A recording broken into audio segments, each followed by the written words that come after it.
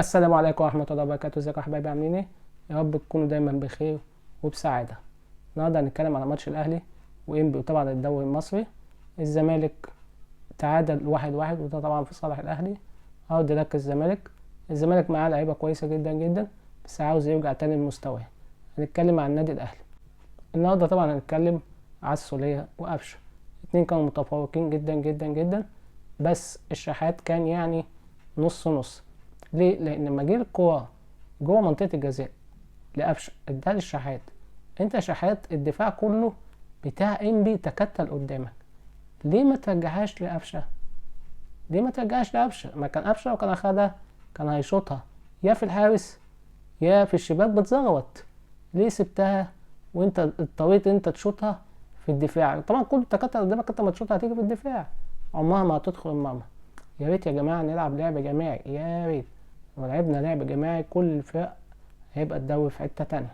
طبعا انبي طول الماتش بتحاول ان هي تلعب لعبه ايه؟ اخطف واجري. يعني ايه؟ يعني انا معايا الكوره احاول اعمل هجمه مرتده في ظل ان الاهلي بيهاجم بكل قوته وكل الفرقه بتاعته. بس للاسف انبي ما نجحتش معاه النهارده. ليه؟ لان الاهلي كان بيدافع باتنين تلاتة لعيبه، والباقي كانوا بيبقوا مريحين ورا في الدفاع. فكل ما انت يا انبي تعمل هجمه مرتده تحاول تخطف هدف ونموت عليه زي ما بيحصل في الدوري المصري قصاد الاهلي او قصاد الزمالك او قصاد بيراميدز، للاسف كل ده كان بيفشل. ليه؟ لان كنت بتلاقي تكتل دفاعي من فريق النادي الاهلي ورا، ما بيطلعوش لقدام طول المباراة. فده طبعا كان بيتسبب في فشل الخطة اللي هم كانوا عاوزين يعملوها طول المباراة.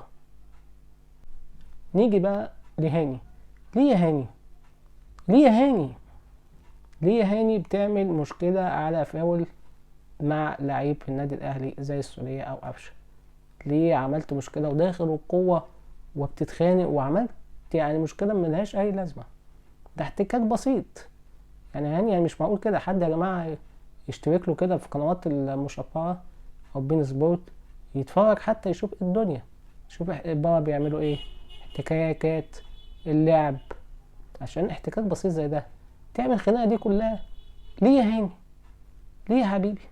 طبعا وانا قاعد بتفرج على الماتش برضك جينا ل45 دقيقة، تفاجأت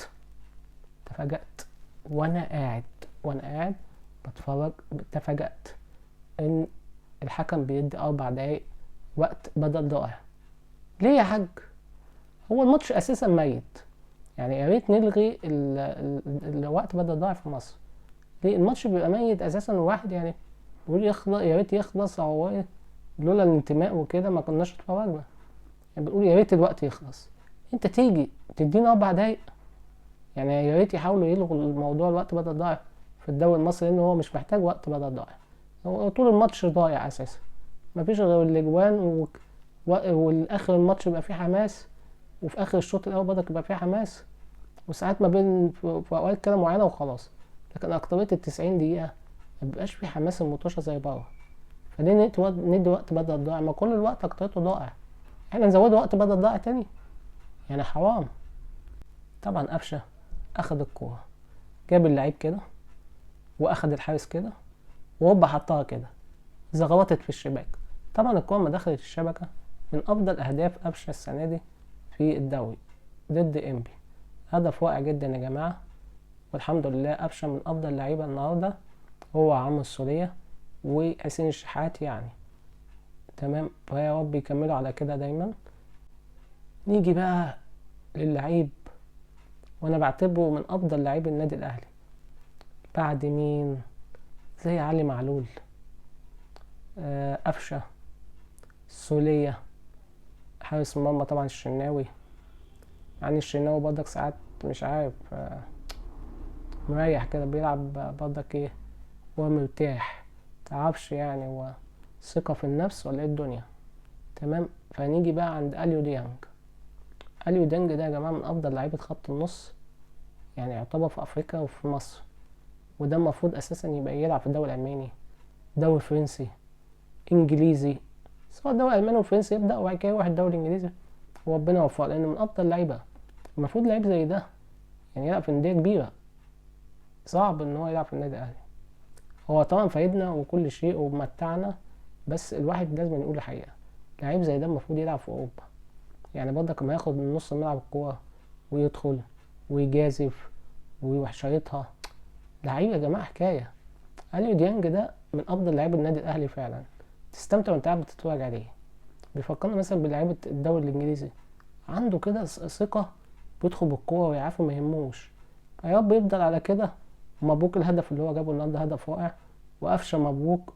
ويا رب يكون خير على النادي الاهلي. طبعا النادي الاهلي دلوقتي متصدر، اخد ال3 نقاط الحمد لله، طمنونا بال3 نقاط. المباراة كانت متوسطة مش قوية قوي زي اي مباراة في الدوري. الزمالك والداخلية كانت مباراة قوية، كانت مباراة قوية فيها لعب وندية، عشان كده خرجوا 1-1. يا رب الدوري يبقى كله قوي عشان نتفرج على مباريات قوية. انا مش مهم ان احنا نكسب، ناخد ال3 نقاط، اهم حاجة مع ال3 نقاط نستمتع بالكورة. ال3 نقاط مهمة لان انت دي بتخليك ان انت في اخر السيزون تاخد الدوري.